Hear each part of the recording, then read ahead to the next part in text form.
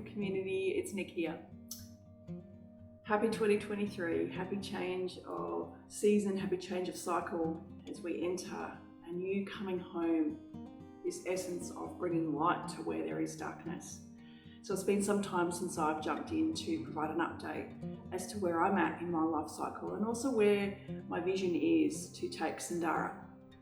It has been a beautiful and chaotic experience, and I'm reminded of this dualism of life, this dualism of being here and being now and feeling all of the things, feeling all of the emotions that rise, feeling all of the tension, and a reminder that the practices of yoga and herbalism, of Ayurveda, of the ancient teachings of the divine feminine are really quite simple, because at its core it is providing us with this strength and this grace to keep moving with ease and with harmony. So in essence, my love, there are a couple of things that I'm really compelled to share in this private container with you. First of which is this concept of me coming home. And this concept of me coming home is also in the physical form, but also more so to do with me coming home to rekindling some of the dormancy of some of the practices in terms of the wisdom practices that have sat within the yoga teachings that I've actually turned away from. And it's interesting that when we find, this sense of harmony and this sense of ease, what actually then revisits us, or we're required to relearn or unwire. And one of the things that has really been filling my heart space this last little while is this concept of sattva. And the concept of sattva is, in essence, when we are in complete harmony and complete balance and complete essence of peace. And I came to the yoga practice in terms of the practice, the holistic way of viewing yoga as a healing modality to actually support me to heal a broken heart. And it was an entry point through meditation that I actually found the connection back to being a little bit more gentle with myself and giving me tools to actually reinvigorate and refine this sense of harmony and this sense of balance. So I have felt over the last couple of months that sattva, in terms of this concept, has been more so in rajasic or tamastic states, being that I have not actually felt in alignment. And that's because I was living not necessarily from the heart, I was living from a place of fear. But now I've been able to step through that and into this space of absolute life-giving source.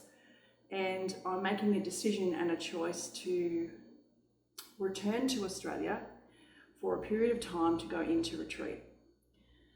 A period of time to go into a retreat for an extended period of time, where I will be practicing this concept of bhakti yoga, which is the yoga of service, giving myself in terms of my desires to not receive anything in return, to work with practitioners who have such integrity in their practices and are consciously in this process of moving forward to awaken their souls and to awaken themselves. And I'm making this choice to do that for me from the place of heart, rather than from a place of not feeling good enough or feeling isolated or lonely, which have been some feelings that I have experienced and to some extent suppressed, because they are personal and they are very raw to me.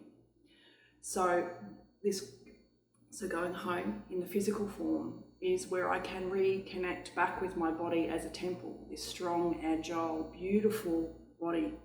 So I can reconnect with my mind as a source of calm and peace, and not giving into fear or uncertainty or being impulsive.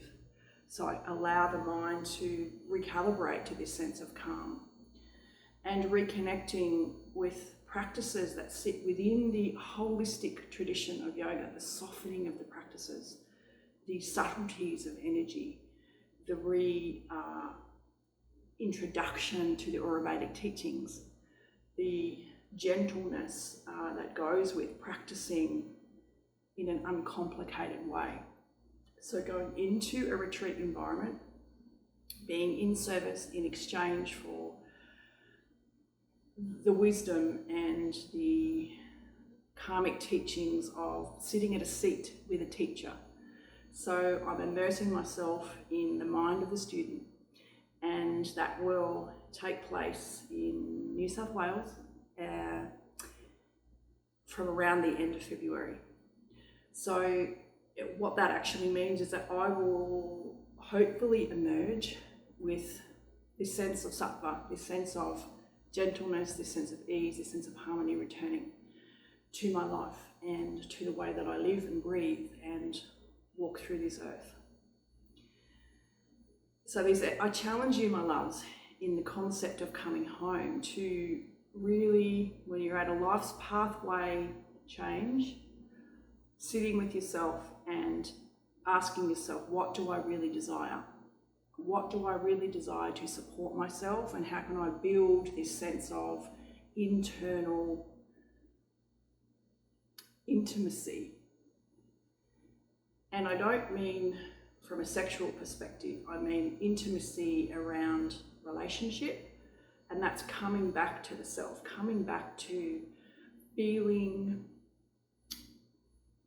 non-judgment, non-attachment, from a place of love and compassion, true love and compassion and kindness for the self,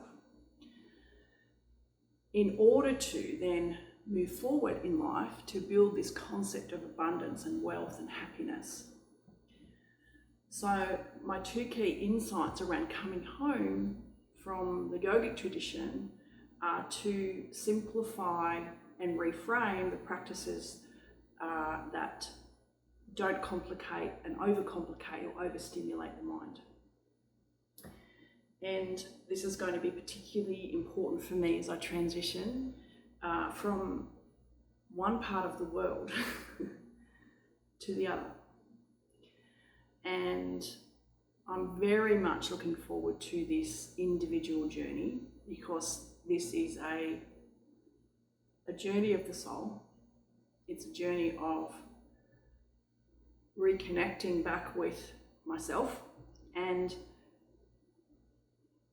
to ultimately emerge with a higher level of awareness and consciousness around what it is that I need to do to live a fulfilling and happy life.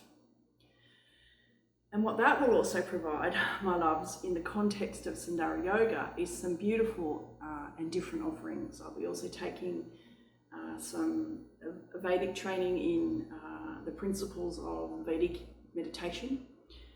So I'm very excited to be able to bring the subtleties back to the practice, because that was my entryway, that was my pathway actually into why I came to yoga, which was to settle an overactive mind and to support me to heal the heart.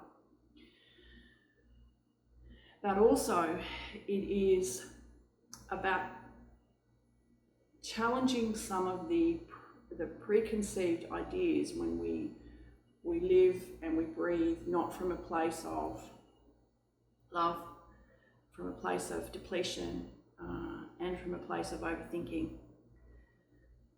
So we're reminded that, and I'm also reminded, and this is something that I'll leave you with to consider, which is when we're actually choosing a pathway, and that pathway perhaps for you is to reconnect with a teacher, reconnect with your practice,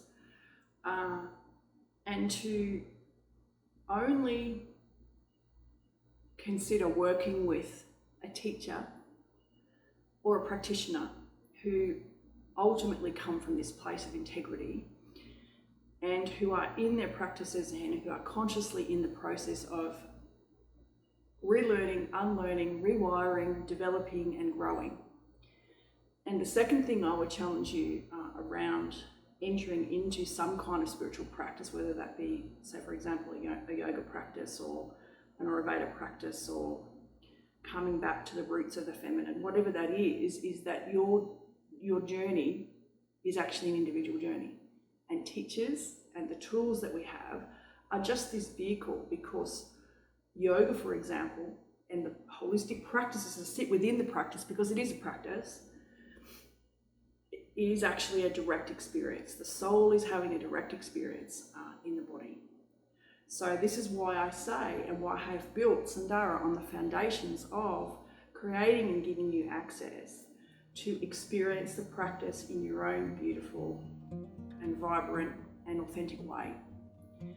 And then if you are interested in diving deeper and working further with me in a more intimate, more connected capacity, you also have that option. So this is my call to you, my loves, to come home to reconnect, to make the decisions from the heart, and to lean into the wild curiosity of what these practices can actually bring for you.